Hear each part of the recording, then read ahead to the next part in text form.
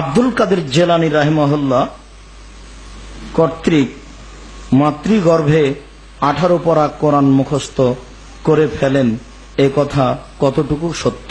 নাউজুবিল্লাহ, এ কথা একেবারেই মিথ্যা। কোন নবী রাসূলের এরকম ঘটেনি।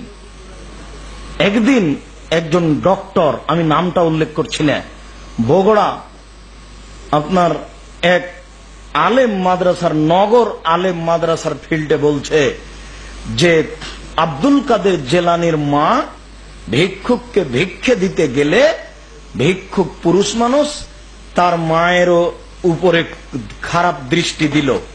তখন আব্দুল কাদের জেলানী পেট থেকে রাগ করে বের হয়ে ফকিরকে হত্যা করলেন। আচ্ছা, বক্তা যে বক্তৃতা দিচ্ছেন ও কত বড় মূর্খ দেখেন। লোকটা তো তার মায়ের সাথে অন্যায় করেনি, জেনা করেনি। জেনাও যদি করে থাকে তাহলে এই লোকটা যদি বিবাহিত হয় তাহলে তাকে মারা যাবে, আর যদি লোকটা বিবাহিত না হয় ফকিরটা, তাহলে কয় লাঠি? 100 লাঠি।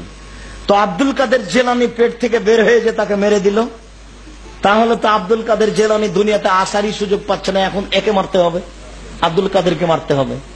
তার মানে ও জন্মের আগেই মানুষ হত্যার পাপ করেছে। বুঝাতে পারিনি কত বড় মিথ্যে কথা। আর আচ্ছা, ও যে মায়ের পেট থেকে বের হয়ে গেল, তো এখন প্রবেশ করবে কিভাবে গো? আচ্ছা, এইটা বোকা বক্তা একটুকু বুঝে না। ও যে 40 কদম হাঁটছে ঢেল কুলুক নিয়ে, ঢেল নিয়ে পায়ের উপরে পা উঠাচ্ছে, তো তার স্ত্রীকে একটু পরে লাগবে না? ঢেল কুলুক ধরা লাগবে না? দেখেছেন ধর্মকে এরা কেমন পাগল পেয়েছে। পবিত্রতা একাই অর্জন করবে, বউকে করা লাগবে না। সব মিথ্যে, এগুলি নগদ মিথ্যে কথা। নাউজুবিল্লাহ পড়তে হবে সবসময়।